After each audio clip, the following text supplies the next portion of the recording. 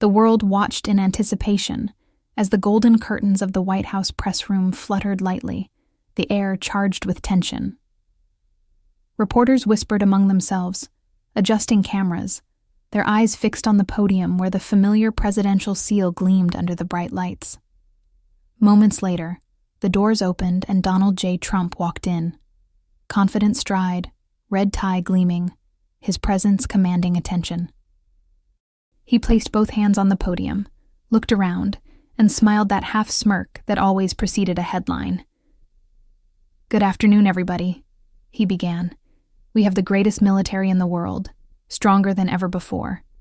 In fact, America today holds enough power to destroy the entire world, not once, not twice, but 150 times." The room fell silent. A few gasps escaped from the back rows. Flashlights flickered like nervous fireflies. Trump continued, his tone steady and proud. "People don't realize how strong we are. The fake news won't tell you, but it's true. Our arsenal is unmatched, absolutely unmatched." He gestured with his hand, slicing through the air as though commanding invisible forces. Behind him, the American flag rippled gently, the stars seeming to listen. "We don't want to use it," he said, leaning closer to the mic. "But the world should know. We can." The statement spread like wildfire across every corner of the world within minutes. News anchors stumbled over their words. Analysts tried to interpret whether this was a threat, a warning, or simply another Trump moment of blunt truth. But in that press room, Trump wasn't just boasting. He was performing a kind of theater that blurred the line between confidence and chaos. "You see," he continued, pointing a finger toward the crowd, "countries like China and Russia, they're testing nuclear weapons underground. They're doing it secretly. I know it. Everybody knows it. They say they're not. But I have great sources, the best sources." The reporters scribbled frantically. "And what do? We stay quiet. We don't test.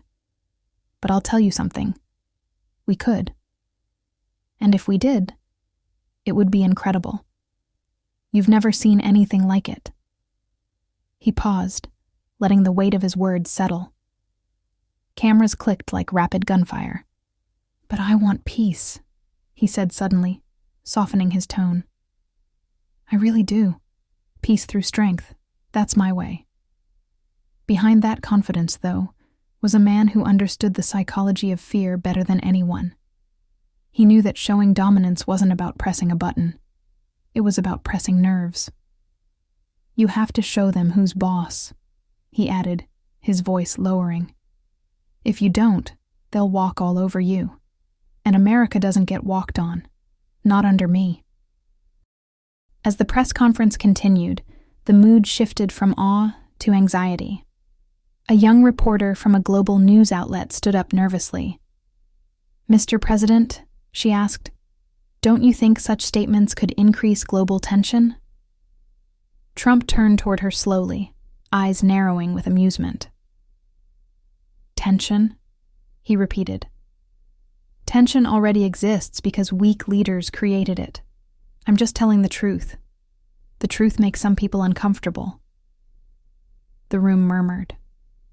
He continued. "The world respects strength. They respected Reagan.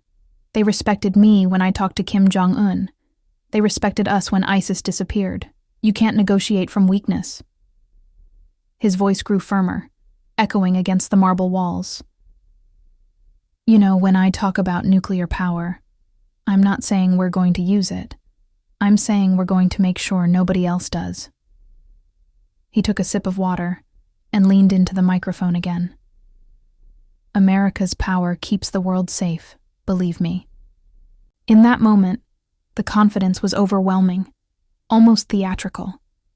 Yet somewhere deep beneath the bravado, there was a flicker of genuine concern, the kind that comes when a man realizes the enormity of the weapon he commands.